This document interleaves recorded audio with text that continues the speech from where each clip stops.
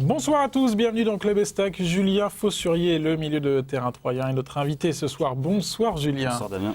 Bonsoir aussi à messieurs Dallet et Cassis. Et puis bonsoir à Sandra depuis la régie de Canal 32. Bonsoir Sandra. Bonsoir, et vous pouvez effectivement envoyer des questions au SMS, ça y est, sa vie commence, au 06 07 33 56 23, et on a déjà des réactions via le Facebook. Merci Sandra, à tout à l'heure. Donc, alors il n'y a pas eu de match officiel pour l'Estac la semaine dernière, la faute à cette élimination en Coupe de France. Le dernier match officiel, c'était en Ligue 2 du côté de Nantes, la victoire.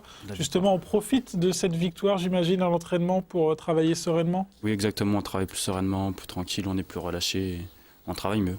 Et justement, 15 jours de travail, c'est important pour bien redémarrer toute cette deuxième partie de championnat? Oui, exactement, on a le temps de peaufiner tous les petits trucs pour être au top dès samedi.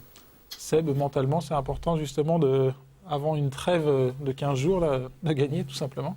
Ouais, et puis surtout gagner permettrait vraiment de donner encore plus d'importance à cette victoire à Nantes. Parce qu'on sait je parlais de la victoire de Nantes, elle fait du bien pour travailler mentalement. Ah oui, tout à fait d'accord Damien. Donc oui, forcément. On parlera du match contre forcément, Metz. Oui, c'est important, surtout aller gagner là-bas. Je crois on avait dit 44 ans, je crois que l'Estac n'avait pas gagné là-bas. Non, donc 57 ans. 57 ans. Ah, ouais. Donc non, en plus c'était vraiment une belle victoire où les joueurs courent après, les joueurs, le staff, le club courent après déjà depuis pas mal de temps. Et c'est vrai que pour eux aujourd'hui, je crois que ils doivent se sentir bien dans leur tête et dans leurs jambes. C'est ça, on se sent, exactement. On se sent beaucoup mieux. On se sent plus léger. Plus léger en tout cas. Justement, on va parler de vous, Julien. L'Estac en est à 20 matchs de championnat de Ligue 2. Vous en êtes à 20 matchs de titulaire. C'est forcément très satisfaisant. Très satisfaisant, oui. Comment vous expliquez, vous, cette titularisation à chaque match? Oh, j'ai pas trop d'explications. Je donne le meilleur à chaque match. Après, je fais très attention à l'hygiène de vie, et ce qui me permet de ne pas être souvent blessé. D'accord. Il y a eu un petit coup de mou en fin d'année, vous l'avez senti? Oui, un peu de fatigue, oui, forcément. Et là, en 2011, comment ça s'annonce? C'est reparti. C'est reparti. Seb, c'est plutôt impressionnant, ça, tous les matchs en tant que titulaire, alors qu'il n'est pas un gardien de but. Le gardien, généralement, il est titulaire pour toute la saison, mais un joueur de champ, un milieu de terrain... Ouais, c'est souvent des défenseurs ou des milieux de terrain qui arrivent à faire des saisons pleines comme ça, sans blessure, sans suspension.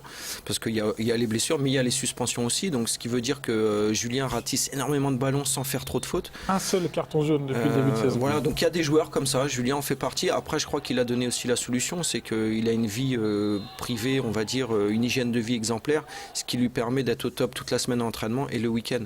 Ce qui est le plus important, bien sûr.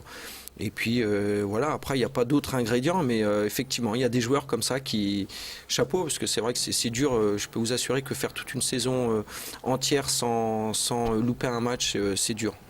C'est le côté professionnel, ça vient d'où ce côté professionnel de la formation? La formation lyonnaise, exactement. Depuis tout petit, on a appris à bien manger, à bien se reposer pour être performant le week-end. Pour vous, c'est impensable justement de s'égarer? Impensable. Il faut savoir ce qu'on veut. Bon, l'arrivée de Jean-Marc Furlan, ça a changé quelque chose pour vous? Vous avez un petit peu peur? Vous étiez un des moteurs de l'équipe de Patrick Remy la saison passée. Vous êtes toujours un moteur cette saison. Ça a été quelque chose de difficile à vivre, cette période? Non, du tout. On sait qu'en tant que footballeur, on aura souvent beaucoup d'entraîneurs. Après, le plus important, c'est de donner le meilleur de soi-même pour jouer.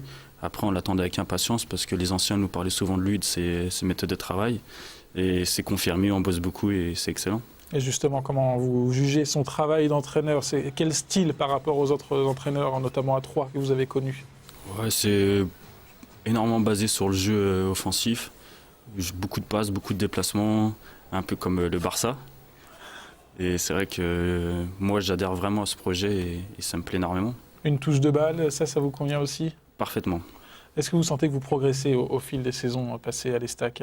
Oui, bien sûr, on se sent plus à l'aise, on prend plus d'initiatives et c'est important. On prend plus d'initiatives dans et en dehors, sur et en dehors du terrain? Sur le terrain d'abord, après en dehors, on verra. Et concrètement, plus d'initiatives sur le terrain, ça veut dire quoi? Bon, on n'a pas peur de tenter des gestes qu'on n'aurait pas fait il y a 2-3 ans et pas peur des réactions des copains ou des spectateurs, tout simplement. Carlos, vous le sentez vous voyez Julien depuis très longtemps, depuis la CFA2, vous le sentez évoluer? Il est exactement comme il était quand il est arrivé, c'est-à-dire humble, modeste, le garçon qui ne cherche pas à se mettre expressément en avant, mais qui travaille de manière consciencieuse. Voilà, c'est un consciencieux, c'est un vrai pro dans l'âme, et il a fait son chemin. Il était même à un moment peut-être trop discret, à tel point qu'on a failli le laisser partir. Si Thierry Bocquet ne plaide pas pour lui, peut-être qu'il fait le bonheur d'un autre club en ce moment. Oui, ça s'est joué en fait à un stage d'avant-saison pour signer pro, c'était ça. Période d'essai. Ouais. Ça Voilà, fait période d'essai. partie de la vie. Mais bon, footballeur. je peux peut-être lui révéler aujourd'hui, parce qu'il était en concurrence avec un autre élément, mais une semaine avant que la décision soit officiellement prise, c'était déjà lui qui tenait la corde. C'était qui l'autre élément? C'était un autre ancien Lyonnais, Badin. Aurélien Badin. Voilà, comme ça se joue à pas grand-chose une carrière de footballeur. Je sais pas, j'ai pas vu ce que vous aviez prévu, Damien, dans les questions, mais j'ai envie tout de suite de parler au niveau de l'efficacité de Julien. C'est pas pour l'embêter, c'est vraiment pour avoir ton sentiment là-dessus, parce que forcément, je sais que quand on est joueur, et qu'on a des occasions et qu'on n'arrive pas à les mettre au fond, savoir juste pour les téléspectateurs, en tout cas savoir comment ça se passe dans ta tête et comment tu peux gérer. Devant le but. Voilà, devant le but, bien sûr, parce que Julien, c'est plus un passeur, ça on le sait, c'est quelqu'un qui travaille beaucoup et qui va plus faire des passes décisives, et il prend du plaisir à faire des passes décisives. Mais c'est vrai que de son poste aujourd'hui, on demande plus et on demande de marquer des buts, et la preuve, c'est qu'il se crée des occasions. Je sais qu'on est tous conscients que voilà, tu n'as pas toujours été très efficace, en tout cas ces derniers temps. Donc voilà, juste savoir un petit peu comment tu vis ça, comment tu le prépares. On le vit pas très bien, forcément. Après les matchs, c'est des déceptions. Mais après, à l'entraînement, on travaille. Je travaille plus devant le but, ce qui n'était pas forcément le cas avant. Maintenant, je prends vraiment du temps à travailler devant le but pour être vraiment plus efficace. Un petit but quand même au compteur de Julien Faussurier cette saison. On va le revoir, un but à la barcelonaise un petit peu. Cette passe signée Xavi. Non, c'est Obadi qui vous délivre cette passe. Ouais, c'est vrai. C'était du côté de Sedan, l'actuel leader du championnat. Ça fait quand même plaisir, on vous voit très content. Tous vos coéquipiers en tout cas sont ravis. Hein. Ouais, ravi. Ouais. Il voulait faire un sprint, mais tout le monde l'a retenu. Ouais, je voulais voir Mounir parce que c'était vraiment notre il met une passe spécial. énorme. Je savais qu'il allait faire ça et je voulais vraiment aller le voir. Et finalement, je me suis fait stopper par tout le monde. Et puis devant le but, le sang-froid, pour une fois, on va dire, du vrai buteur. Ouais, pas eu le temps de réfléchir, ça s'est fait instinctivement. Et Pas n'importe où, à Sedan. Hein. L'actuel, donc on le rappelle, leader du championnat. Donc du coup, c'est ça, tu compenses en travaillant maintenant plus, en prenant conscience qu'effectivement, devant le but, maintenant, il faut... c'est mon rôle aussi d'être plus efficace. On parlait des passes décisives tout à l'heure, toujours pas de passes décisives officielles en championnat. Et là aussi, on se pose des questions, alors que l'année dernière, c'était votre spécialité. Ouais, forcément, on s'en pose. Après, tant que l'équipe y arrive, ça va. Mais après, c'est vrai que quand on a eu les coups de moins bien, on se pose plus de questions. Et c'est toujours pareil, il faut travailler à l'entraînement pour trouver des petites complicités pour se retrouver en match. Bon, ça va venir très prochainement. Est-ce que tu es le genre, c'est vraiment pour tes spectateurs qu'on en parle, est-ce que tu es le genre à douter vraiment? Non. Je le savais, non. mais bon. Non. Non, tu arrives à te remettre en question tout de suite. Ouais, et, tout de suite, s'il faut. faut pas Sur rester le coup, ça fait mal. Mais après, on travaille toute la semaine et ça fait 10 ans que je travaille pour ça et je sais ce que je peux faire et ce que je dois faire. Les quelques sifflets du public, quand vous ratez une occasion, on s'en fiche. Ouais, c'est pas qu'on s'en fiche, mais on passe à autre chose. On passe à autre chose. On va passer aussi à autre chose. On va passer aux questions de Sandra Durupt. La première question SMS ou des observations via le Facebook. Alors j'ai une première question de Rémi Bar-sur-Seine. Puisque tu les as toutes affrontées, quelles sont pour toi les 3 équipes les plus solides pour l'accession et quel est pour toi le joueur le plus talentueux de Ligue 2? L'accession en Ligue 1 pour vous, ça sera pour qui? Mon top 3, Le Mans. Le Mans. Les Stacks avaient perdu au Mans. 1-0. Le Mans, Sedan. Sedan qui est en tête aujourd'hui. Et le 3e, c'est difficile à dire. Pourquoi pas nous? Les Stacks, vous sentez qu'il y a le potentiel, c'est un peu de retard, mais j'ai le potentiel. Oui, un peu de retard, mais si on bonifie notre victoire de lundi contre Nantes, là, ce samedi contre Metz, tout est jouable. On se relance. Un championnat très serré. Ouais, faut pas lâcher, on verra. prendre le plus de points possible le plus rapidement et pourquoi pas. Sandra, pour une autre question, une autre observation. Alors, ces 2 messages sympathiques via le Facebook. Alors, c'est Sébastien, un salut spécial pour le parrain du COP des Tricasses, toujours disponible et présent. Merci Julien. Et puis Elodie, bonjour, juste félicitations pour ce que tu nous apportes depuis que tu portes le maillot troyen. Continue comme ça, tu es un vrai battant sur le terrain. Donc, parrain du COP des Tricasses, on rappelle. Il n'a pas répondu à la question de Rémi, la deuxième partie, quel est le joueur le plus talentueux de Ligue 2 ? Bien, Carlos. Il suit. Bien. C'était pour voir s'il suivait Carlos. J'ai une idée. Le milieu de terrain du Mans, Thomas. M'a vraiment impressionné. L'ancien Auxerrois. Qui nous a pas mal bousculé. Il a fait la différence à lui tout seul au milieu. Un costaud physiquement, en tout cas. Alors évidemment, dans votre saison, il y a eu des coups d'éclat. Alors j'en ai retenu un, c'était du côté de Schiltigheim en Coupe de France. Un but très malin. Regardez, hop. Ça vous est venu comment, cette idée de piquer le ballon comme ça à l'adversaire ? Je sais pas, sur le coup, je les ai tous vus arrêter. J'ai vu que Momo était tout seul, donc je me suis dit pourquoi pas. Bon, voilà, tout simplement. Mais c'était quoi en fait l'action ? C'était un coup franc. Ouais. Et ils ont touché le ballon, donc du coup, non ? Non, c'était coup franc pour nous. Ah oui, voilà, d'accord. Ils discutaient tous avec l'arbitre, le ballon était posé, je pouvais jouer. C'est important d'être toujours le plus attentif possible. Tout à fait. Voilà, ça apporte des buts comme ce but. Ouais, et surtout de ne pas en prendre le plus souvent. Oui, voilà, des erreurs défensives. En tout cas, les Stacks avaient gagné ce jour-là 3-0 du côté de Schiltigheim. Après ce but de Mounir Obadi en Alsace, on va passer aux échos de l'Estac. Juste avant, la question du jour pour remporter 2 places pour le match Estac-Metz de samedi à 15h au Stade de l'Aube. Très bien, samedi à 15h, on le rappelle. Les 2 premiers à nous appeler au 03 25 72 31 95 remportent et qui répondent correctement à la question. Ils remportent chacun 2 places pour le match Estac-Metz. La question, la voici. Contre quelle équipe Julien a-t-il marqué cette saison en championnat sur une passe de Mounir Obadi? Ça va? Très bien. Allez, Carlos, on va passer aux échos. On commence par la campagne d'abonnement. Ouais, la campagne d'abonnement, faut être honnête, ça fonctionne pas à grande vitesse. Hein. Bon, il faut quand même simplement rappeler que il y a des tarifs qui sont... il reste encore 10 matchs à jouer au Stade de l'Aube, dont les derbies contre Sedan et Reims. C'est de belles affiches, 10 affiches, 10 défis pour les Stacks, et qu'il y a des prix à 52 €, à partir de 52 € pour les 10 matchs, donc 5,20 € pour le grand public, 5,20 € le match. Il y a les tarifs juniors, moins de 13 ans, à 11 €, donc 1,10 € le match, à 20 €, 2 € le match pour les moins de 18 ans, donc ça vaut la peine. Et donc il ne reste plus que 3 jours, 3 jours aujourd'hui, c'est 3 jours. Jusqu'au match de Metz. Jusqu'au match de Metz, à la veille du match de Metz, donc 2 jours même, jeudi, vendredi. 14h, 18h30 à la boutique de l'Estac. Bon, Sega Keita, de nouveau en sélection. Oui. Sega vient d'être retenu pour participer avec l'équipe de France et U19 au match qui va opposer l'équipe de France aux Pays-Bas à Talence. Je crois que c'est le 9 février, c'est ça. Hein, c'est ça. Il m'a piqué ma feuille, mais je l'ai dans la tête. C'est bien, c'est bien. La feuille, c'est pour t'aider, Carlos, à toujours garder la mémoire. En fait, j'ai travaillé aussi. Oui. Alors voilà. ensuite. Elle est longue. Oui. Il y a une chose importante quand même à dire, c'est que pour Metz, la campagne de la JPA, la jeunesse en plein air, donc de JPA 10 de l'Aube, va débuter à l'occasion du match. On est partenaire de ce début de campagne. Et d'ailleurs, il y a eu un point presse cet après-midi auquel a participé les 2 capitaines de l'Estac, Gaël Sens et Eric Marester. Et donc, voilà, c'est pour venir en aide aux enfants quelque peu défavorisés qui ne peuvent pas partir en vacances.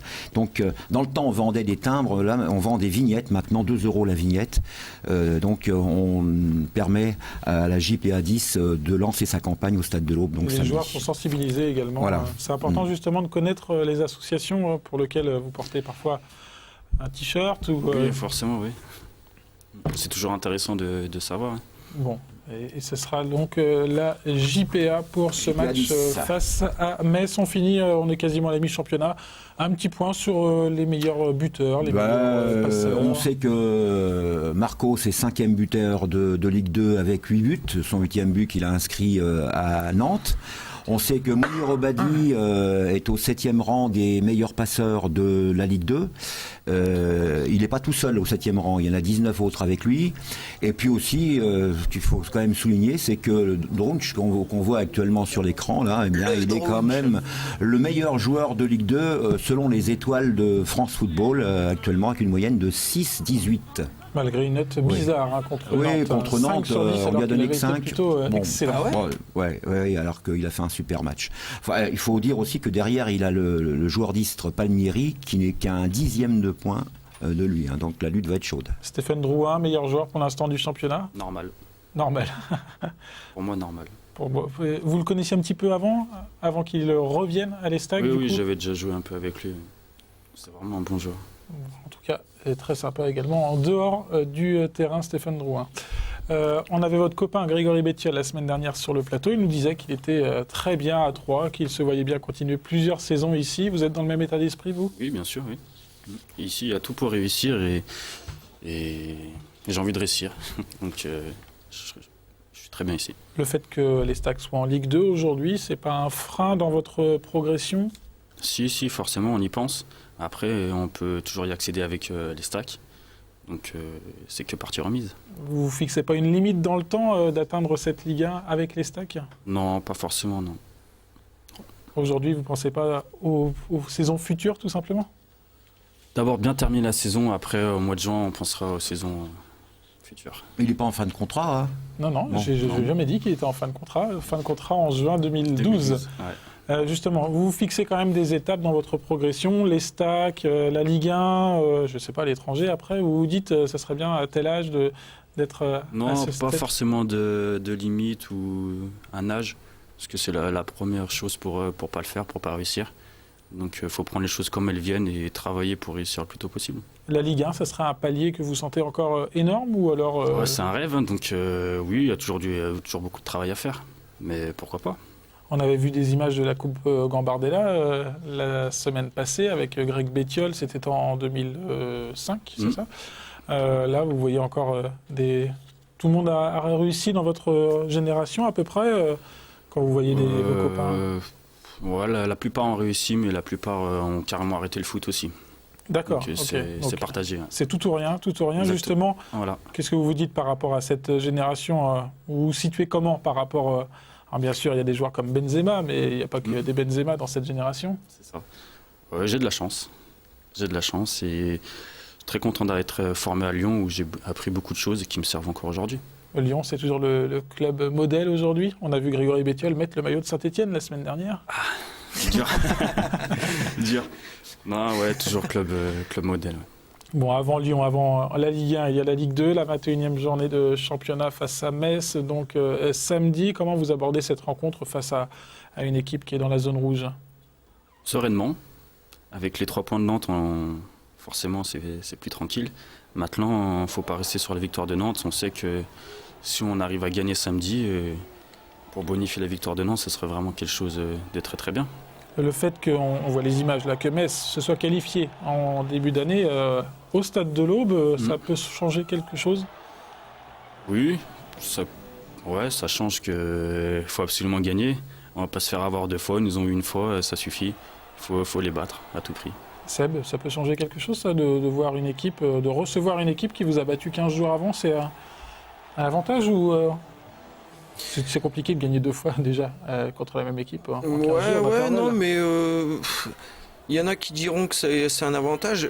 Quand on se sent fort en fait collectivement et individuellement, justement, c'est une bonne revanche à prendre.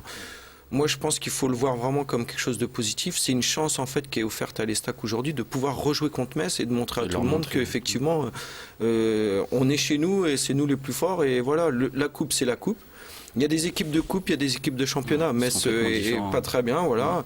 Donc moi, je pense que c'est quelque chose de positif. En tout cas, les joueurs eux-mêmes, je ne pense pas qu'ils vont dans leur tête se dire ils nous ont battus. Attention, pas du tout quoi.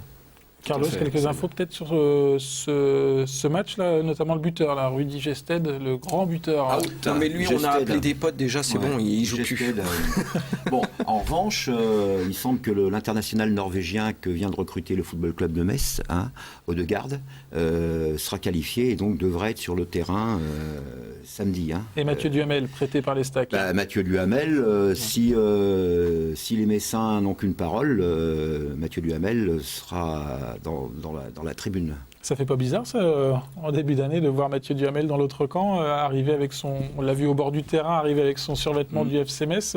Ouais, ça arrive souvent, mais je pense que c'est normal entre deux clubs dont le joueur appartient, c'est normal qu'il joue pas. Bon, Il a très envie de jouer. l'accord a été, Mais bon. l'accord est tacite entre les deux clubs. Il a marqué pour Metz. Il a marqué, voilà.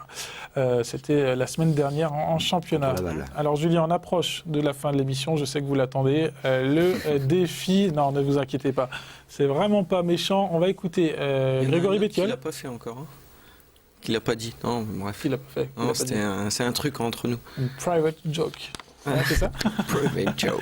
Allez, on va écouter justement Grégory Bettiol. Voici la question posée par l'attaquant troyen.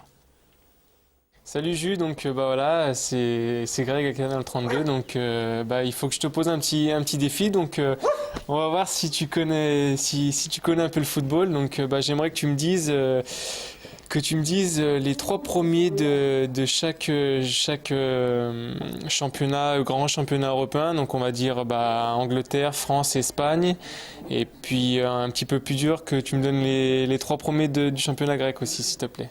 Bon, le championnat grec, ça sera pour la fin. On va commencer par chez nous, le championnat de France, qui sont les 3 premiers actuellement en Ligue 1. Paris, pas dans l'ordre, pas forcément. Allez, pas Non, dans non, l'ordre, pas dans l'ordre, allez, pas dans l'ordre. Lille, Lille, Paris Paris, et le 3e. Lyon. Le 3e, Lyon. On va regarder le résultat. Non, c'est Rennes. C'est Rennes qui Ils sont est... ex-aequo, ils ont 34 aussi, je crois. Eh oui, mais on compte au goal average. goal average, Ouais, voilà. Allez, C'est Lyon. bon, pour l'instant, ça fait un demi-point. Allez, la première ligue en Angleterre, les 3 premiers. le Big Four. Manchester, Lequel? les deux ils sont. Donc City et United. Arsenal, Manchester United et Manchester City. On regarde la réponse. Est-ce que, voilà, Manchester, Arsenal, Voilà. Manchester qui a à nouveau gagné hier soir. Manchester City est 3e. On passe au championnat espagnol. Alors ça pose pas de problème, j'imagine, pour les deux premiers. Mais qui est le 3e? Ouais. Non, ça, je suis, donc je sais. Barça, Real, Villarreal.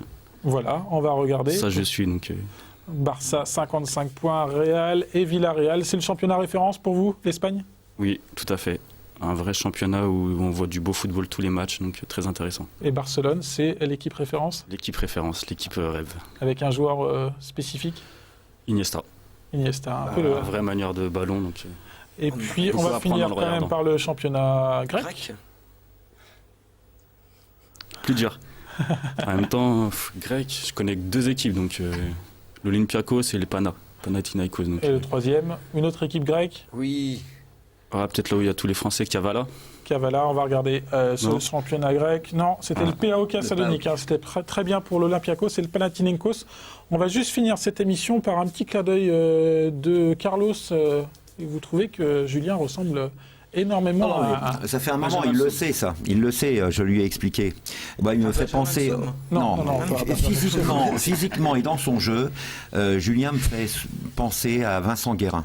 Alors Vincent Guérin, il faut savoir que Vincent Guérin il a été joueur et formé à Brest, il a joué à Montpellier, il a joué au PSG, très longtemps au PSG. C'est un garçon qui a été 19 fois sélectionné en équipe de France. Même taille, même poids. Ouais, et regardez, moi je trouve qu'il y a un air de ressemblance. Donc je souhaite à Julien d'avoir le même palmarès que Vincent Guérin. Il faut savoir qu'il a été champion de France avec Paris Saint-Germain, qu'il a gagné la Coupe d'Europe des vainqueurs de coupe avec le PSG et une finale également. Il a 3 Coupes de France, une Coupe de la Ligue. Il a été champion d'Europe espoir. On fera le point. Meilleur joueur français de l'année 1995. On fera le point dans Grand 15 joueur. ans avec Julien Faussurier pour voir si le palmarès est égalé. Et Vincent Guérin a entendu parler de Julien Faussurier. C'est votre génération, Pas moi. ça, c'est votre génération, Vincent fait. Guérin. Je l'ai battu. Allez, Oui, je sais pas, j'ai Une déjà fois. gagné contre lui. 1-0 sur penalty. Allez, on va retrouver Sandra en régie pour la dernière intervention SMS avant de conclure. Oui, alors je vais commencer avec sympathique de Sophie. Julien, l'un des meilleurs joueurs troyens depuis qu'il est passé pro. C'est un joueur que je suis depuis qu'il est arrivé à Troyes en CFA2. J'ai toujours énormément apprécié ce joueur et j'ai toujours cru en lui. Alors bravo Julien pour tout ce que tu as fait jusqu'à présent et surtout je lui souhaite une très brillante carrière, ce dont je ne doute pas. Merci Sandra, elle était déjà partie manger, apparemment.